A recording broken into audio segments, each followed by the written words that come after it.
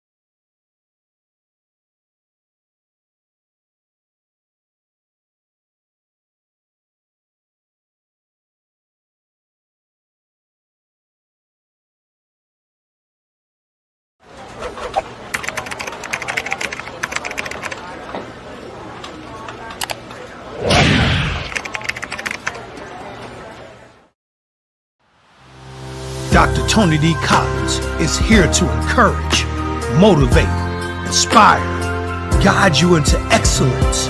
Your success matters. Your dreams matter. Sign up right now with Shepherd One Coaching and become a better you.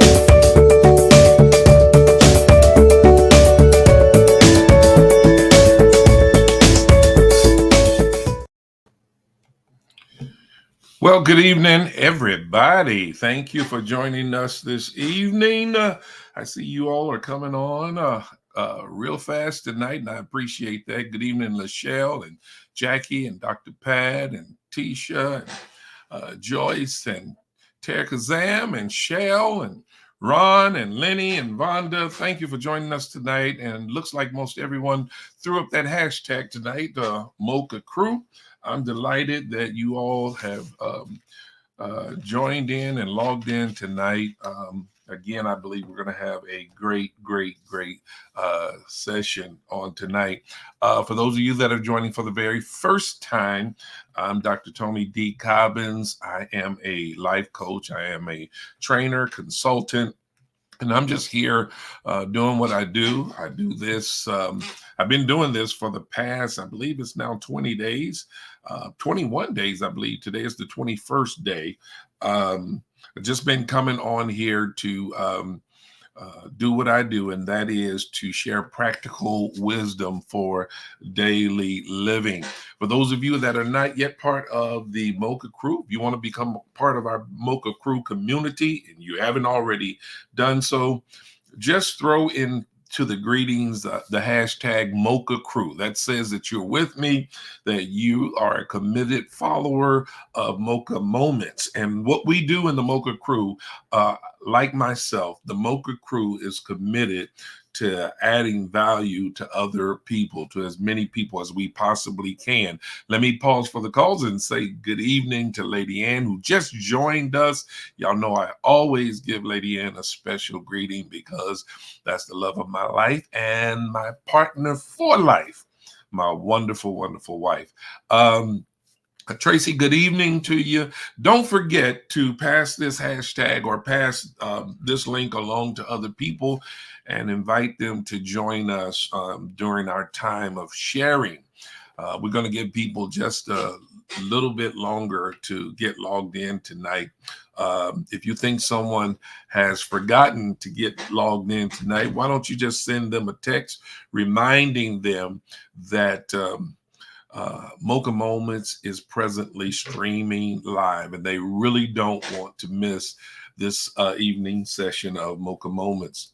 Player Hater, thank you for joining us tonight. So glad that you've joined us, and also thank you for throwing up that hashtag Mocha Crew. Kathy Jones, that's my big cousin, y'all. Love her dearly. Thank you for joining us, cuz we appreciate you that you would take the time out to look in on your little cousin and see what's going on and what I'm talking about tonight. So thank you so much. Give Larry our love as well. Tim Anderson, thank you for joining us. We're so glad and so delighted you all are popping in here tonight. If you don't have your notifications turned on as of yet, please take the time and turn on that notification. If that bell on your screen, if it has a line through it, that means your notifications are off. Turn on your notifications. Take that line out of that bell so you'll be notified each and every time that I come on. I know you want to get in at the very beginning so that you won't ever feel like you've missed out on something, or you come in the middle rather of a discussion rather than at the beginning. And so you'll be up to speed from the time you get on. I'm not going to wait any longer because I respect your time and I don't want to hold you too long tonight. Tonight, I want to talk to you about repeated apologies, but unchanged actions.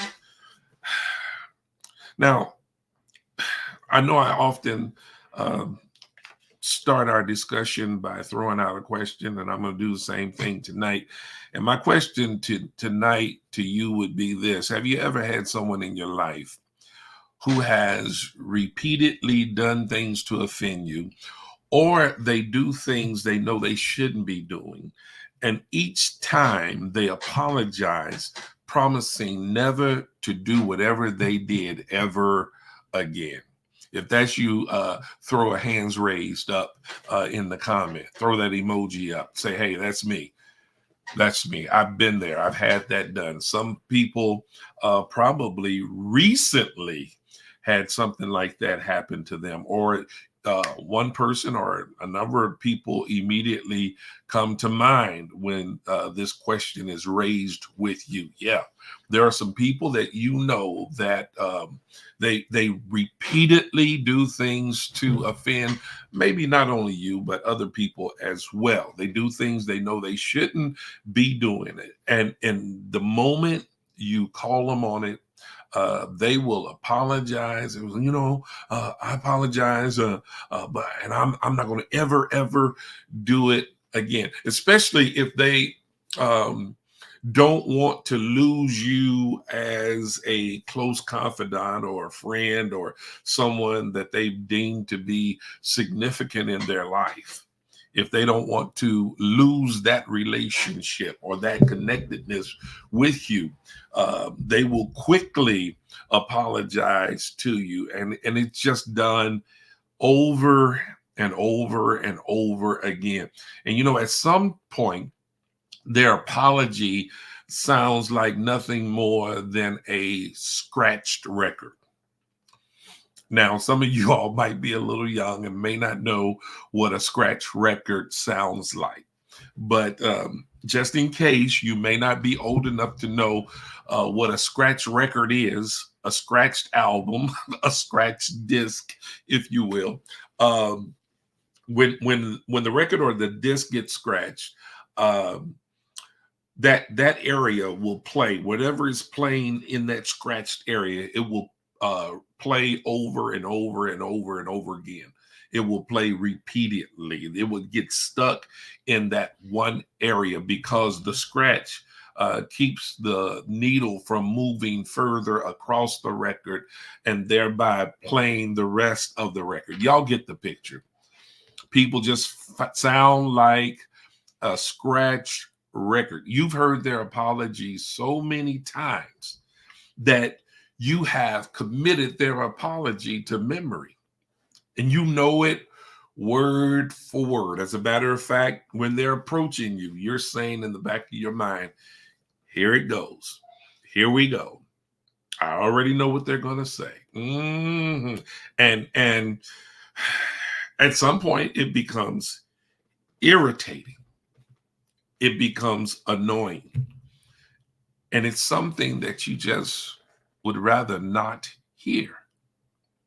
It adds to your level of frustration with them because you already know that their apology is neither sincere nor authentic. And you get upset simply because you know what they're going to say. And you know that they're not sincere, no matter how eloquent their words may be. As bad as you want to believe them, in the back of your mind, you know you can't believe a word they say. Y'all are starting already. Terry Kazam says, my kids are good for those redundant apologies. Anybody who's a parent whose children are beyond the age of 3 know that children can be so remorseful, especially during the time that they get caught and they feel as though consequences and repercussions are about to come down on them. I feel you, Terry. I've been there. I've raised children. And right now we're in the process of having to deal with grandchildren. But grandchildren are a little bit, we grandparents, full disclosure, we have a way of looking the other way, kind of overlooking some things, ignoring some things, because we know that at the end of their visit, we're going to be able to send them back home, and their parents are going to have to deal with what the things that they do repeatedly and are quick to apologize about. Lachelle says, doesn't that make them a liar on top of everything else? Well, yeah, if they are constantly serving up apologies that are neither sincere nor authentic, and they're promising never to offend again. Well, if they know in the back of their minds, they know deep down in their hearts that they're going to offend again, of course it makes them a liar when they begin to spew out these insincere apologies. I've had people literally confess to me or tell me or inform me, however you want to frame it, when I called them on the carpet and said, hey, you said that you weren't going to do this the last time this was done. I've had them literally tell me that, well, I lie. I have a problem with lying. So now when a person tells you that they have a problem with lying, the only thing that you can do with that at that particular time, that'll be one time to believe exactly what they say. Why is that? Because they prove to you, they've proven already to you that they are liars. Okay, that may sound harsh, but it's the truth. Tracy says their apology didn't mean anything to begin with. They just apologize, hoping you will forgive them and overlook what they did or said. That's true. That's the whole point of it. People who offer up insincere apologies, they're just trying to get you off their back. They're just trying to get themselves off the hook with you. It only makes sense. They're feeling the heat. They don't like the heat they're feeling. And so they'll do whatever they have to get the heat turned down off of them. So they'll offer up an insincere apology. Shell, you are saying here, when this individual say they are sorry after every copied infraction, I'd be like, yeah, you are sorry. In my mind, I say, okay, so Shell, you're saying that you go right to the sarcasm state of responding to their apology. Yeah, you are sorry. In the most sarcastic tone, even if it's only in your mind. Am I reading that right? I can understand that because I think many of us have done that a time or two, given the situation. Kathy says, when they show you who they are, believe them. Absolutely. Why wouldn't you believe them when they show you who they are? So Shell confirmed my conclusion with regards to the comment that she made, that in her mind, she's saying sarcastically, yes, you are sorry. And some people might say very sorry, I might add. Okay. Listen, that's a human response. Before we start to beat up on one another and say, well, that's not the Christian way to respond, or that's not the Christian way to think. It's a human response. And it's better left unsaid than to allow that to be released out of your mouth, because once you release something out of your mouth, you can't retract that statement. It's often been said that you cannot unring a bell. And when you release something out of your mouth, it's like ringing a bell. You can never recapture that sound. So that's the reason why we've got to be careful as to how we respond verbally to people whom we know or have proven themselves to be liars. Does that make sense? I try to really, really be careful with how I respond to people, even when they have become irritating and annoying to me. Because what I found out is that although people don't always operate with a sense of integrity themselves, the moment you show any signs of not operating in integrity or not being who you say you are, they will grab that, they will hold it, and they will use it against you for as long as they possibly can. Listen, people like the people that I've been describing throughout this discussion, eventually you throw these people into the category of repeat offenders, and you start to ceremoniously dismiss whatever they say.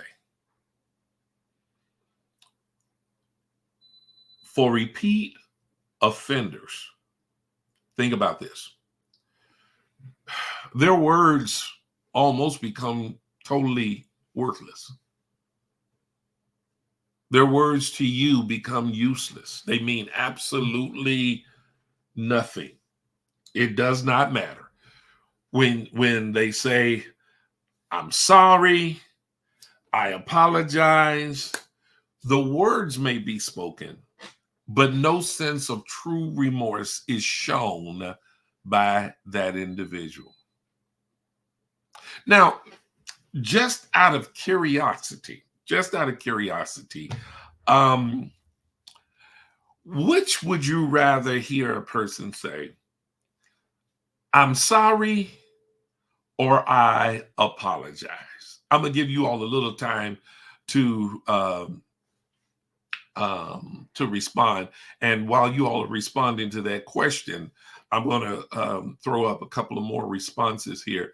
Toya says, yes, I'm very short and limited with people like that. Yeah. Again, that's a natural human response. And let me say this.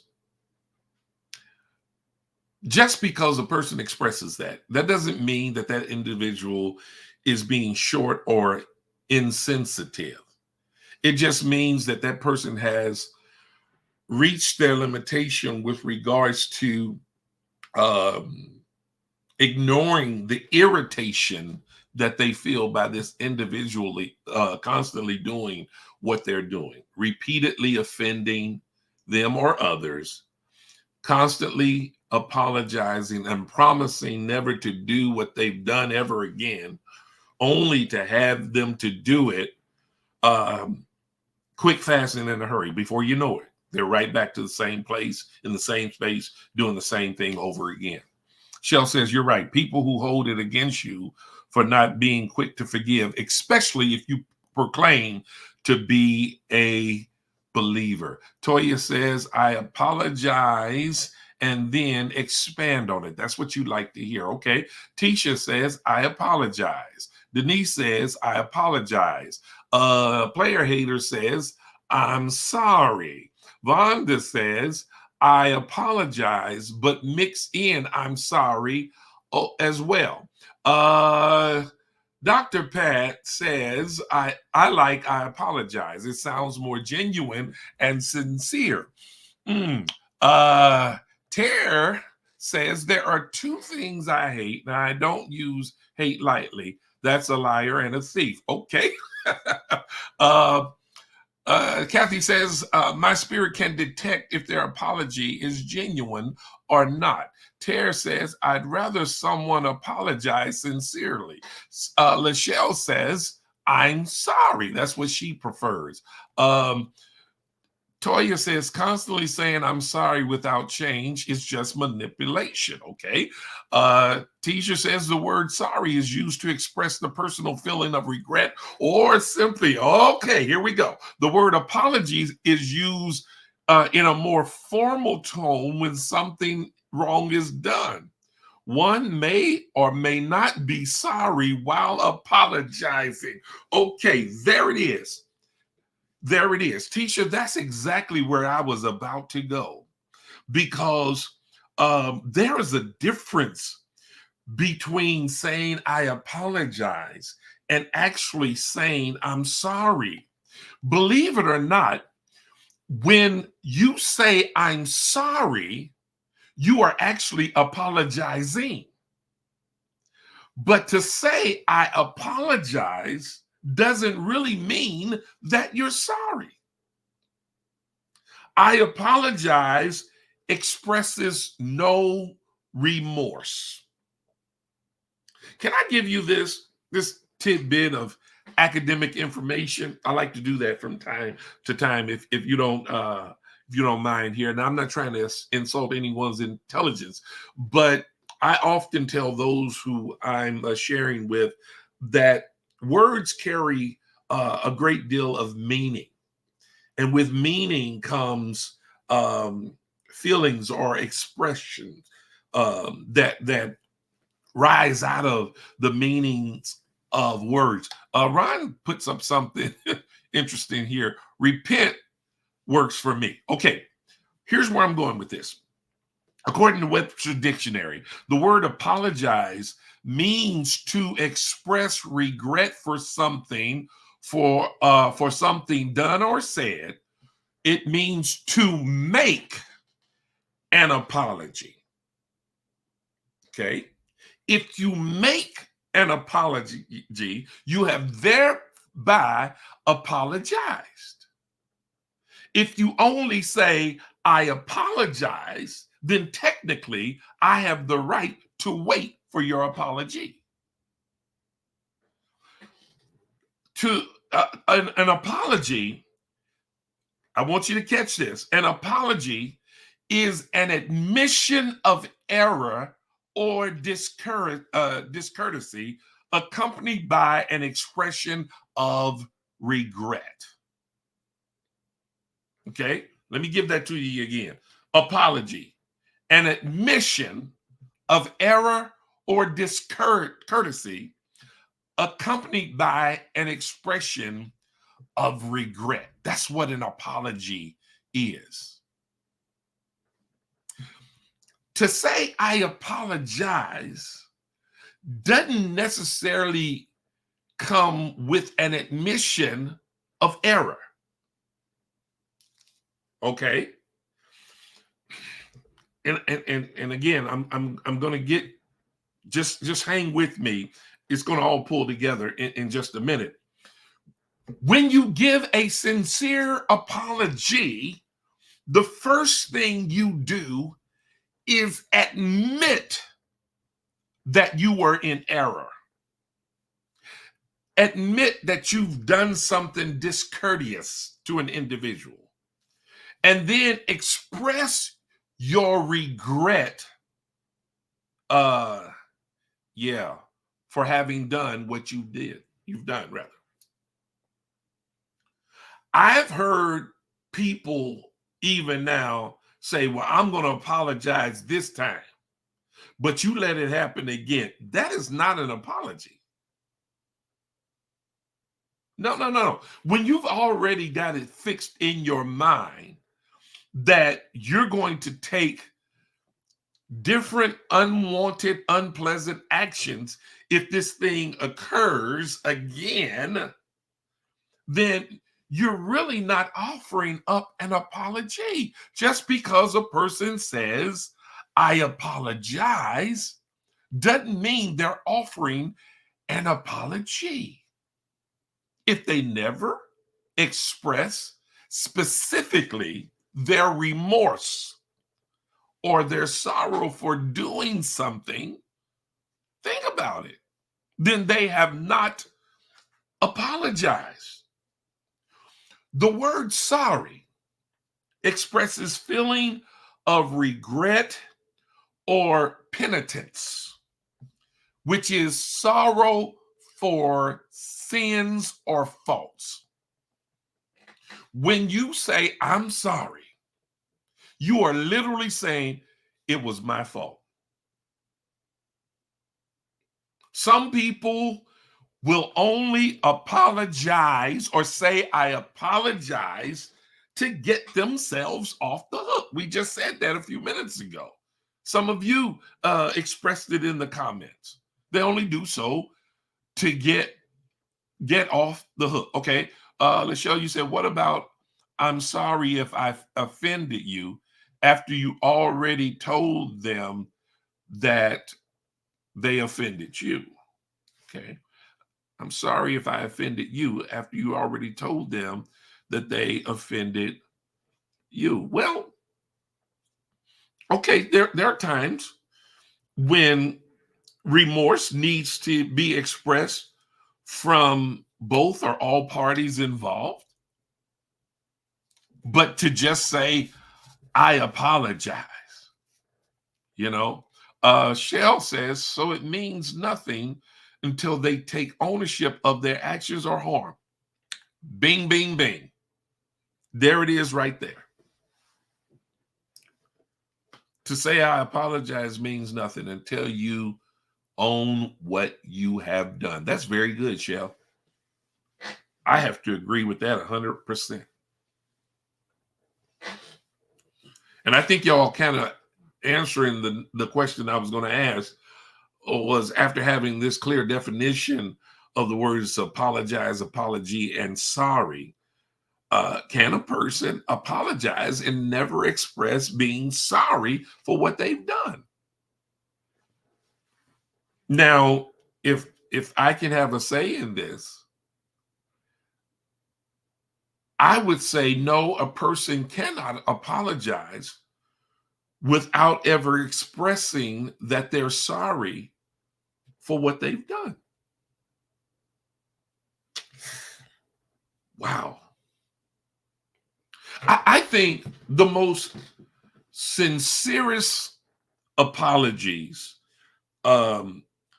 should include the offense in the apology. That's my opinion. You can flow with me, or you can, say, well, I can't agree with that. Well, what do you mean by that, Bishop? I know some of you are Dr. Collins. Some of you are probably asking that question. What do you mean by that? Well, okay, so if I said something unkind, let's say to, let's use Lady Ann. If I said something unkind to Lady Ann, and she was offended by that. I shouldn't just go to her and say, well, I apologize. Did you hear that? It should be more like, hey, you know what? I'm really sorry that I said this, that, and the other to you. I should have never said that. I had no right to say that to you. That was unkind. That was insensitive. Watch this. And I should wrap it up with a question. Will you please forgive me? That's exactly where I am, Tisha. No generic apologies. Be specific.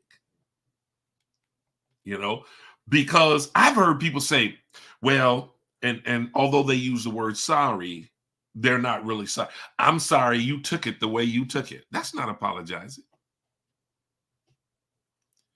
I'm sorry you got offended. That's not apologizing, because you're putting it back on the other person that you offended.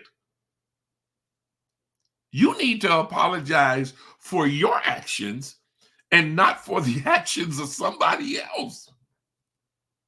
Don't apologize for how the other person took it. If anything, you should be saying, I'm sorry, I shouldn't have said that way, and I really hate that offended you, because that was not my intention. I never intended to offend you, so please forgive me. Is it making sense here? Can you see the difference? Those phrases, I'm sorry and I apologize, more often than not, are stated out of two entirely different attitudes or spirits, and with different tones. That phrase, I apologize, rings with a tone of patronizing the other individual. Okay, well, if you're going to be that way about it, I apologize. I apologize. Lenny, you said that gives me a feeling of being gaslighted. Which one? Expound on that. I'm going to look for the response to that question in your next response. Okay. Tara Kazam said, I'm sorry you upset, but you just chose. Oh, no. Yeah, I'm with you there. They can keep that apology, because now you want to psychoanalyze the individual, and you're really not qualified to do that. And since we're on these kind of apologies and everything, when a person tells you, and I've seen this happen on several occasions, when a person says, well, you hurt my feelings, and the response from the offender is, no, I didn't. You just took it the wrong way. Can y'all explain something to me? I've been asking this question for a long time. How can we tell another person that we did not hurt their feelings? They're the one that's being offended. We have no authority nor justification to tell another person that we did not offend them or hurt their feelings. Let's see. Kathy, sometimes people will try to make you seem that you were offended. Yeah, that's true too. They'll try to flip it on you. They will try to flip it on. Lenny says, I'm sorry if you feel that way about what I did or said. Okay. Still,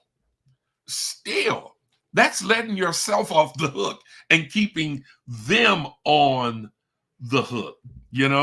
Listen. Let me hit a couple more of these comments before I say what I was about to say.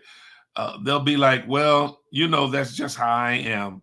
I keep it 100. You just sensitive. That's weak.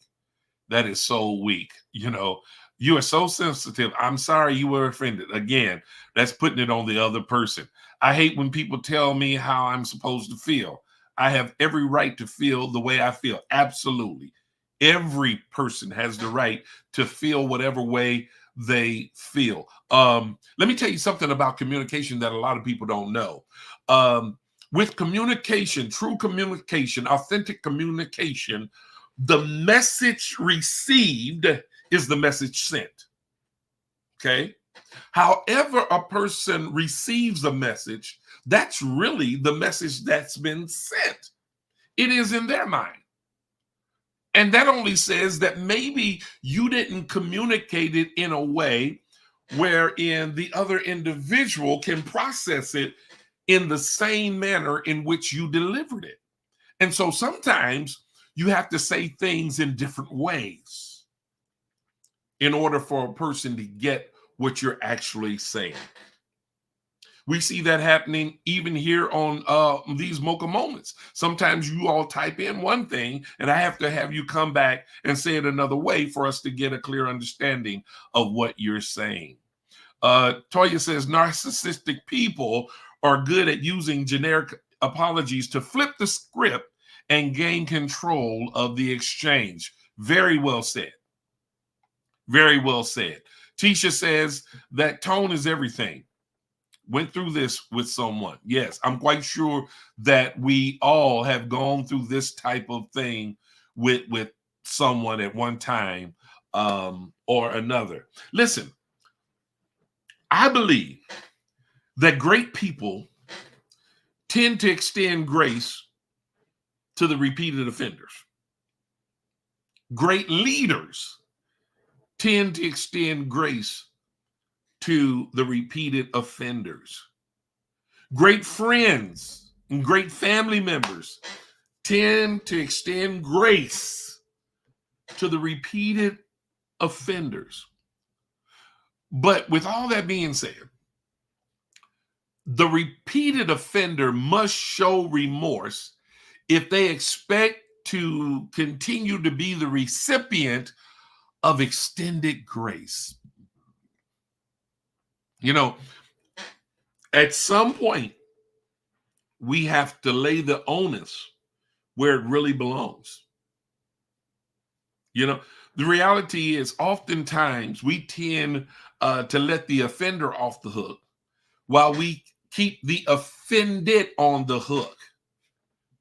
And I think someone just alluded to this a little bit ago, especially if the offended person is a born again believer, if they are a Christian. Yeah, we will keep that offended person on the hook and let the offender off the hook. Yes, we should forgive. And as Christians, we even must forgive. But forgiving a person doesn't mean that you cannot or should not change how you engage or interact with a repeat offender. Doesn't matter how saved you are. Sometimes you have to be stern and firm.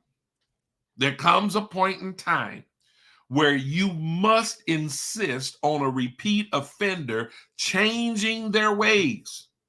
Otherwise, you will have to do something different with regards to your interaction with that individual. How about that? That's my conviction. And, you know, again, I know I can be very passionate at times. And I'm just sharing with you how I feel about things. You know, I'm not trying to persuade anybody to be just like myself. But I will say this. What I do really works for me. And I believe if each one of us will allow that spirit of compassion, that spirit of wisdom to rise up in us, then we will be able, each one of us will be able to handle repeat offenders in a manner that won't be contrary to our Christian integrity or to our character as born again believers. Now, again, I know everyone that connects on this platform is not necessarily a born again believer, but the things that we've shared here on today, the things that have come out of this discussion, uh, they can be beneficial to anyone of any religion, of any faith, because this is just, as I often say, it's just practical wisdom. It can apply to any and everybody. It can apply to all races of people because it is something that pertains to the human race overall. Now, again, I know that it may be a tough proposition at times, but sometimes it takes a dose of tough love for a person to finally get the message that what they are repeatedly doing is not acceptable and will no longer be tolerated.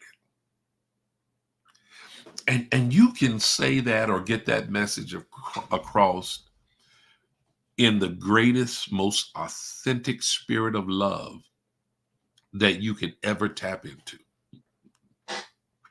As a matter of fact, I believe it's a great demonstration of love when you can be forthright and honest with people without acting irritated, agitated, or aggressive. You can do it by maintaining an even tone when you speak and a reasonably pleasant face when you're communicating with that individual face to face. Now, again, if the person persists on being the way that they have always been, if they insist on being a perpetual repeated offender, then sometimes you have to, again, someone just, I believe they put this up in the comments, you have to stop engaging with them as much as you can, create some distance. Yeah, you're right, Dr. Pat. When that's done, that is an extension of grace. And we've got to be determined to show grace. We must always remember that despite how together our lives may be at this time, at this moment, all of us have experienced times, or we've done some things or said some things wherein we needed someone to extend us a little grace, wherein we've had to genuinely apologize, say that you're sorry, admit your error, and sure up the bridge that keeps that relationship solid. I know I'm right. I believe I'm right. I think I'm right. Am I right? Maybe that's what I should be doing. I should be asking the question, am I right? Does that resonate with you? Well, I hope this has been a blessing for you. This has been good for me. You all have shared some amazing comments tonight. This is a great forum here. I'm telling you, this is a great forum. I enjoy every time I come on with you all, and the interaction has been absolutely amazing. Although I'm sitting here in the room by myself, I feel like all of you all are in the room with me, and we're just having one big group discussion where we're sharing wisdom with one another and we're adding value to one another. Listen, don't you fool yourself. you all are being just as much of a blessing to me as you say that I'm being to you.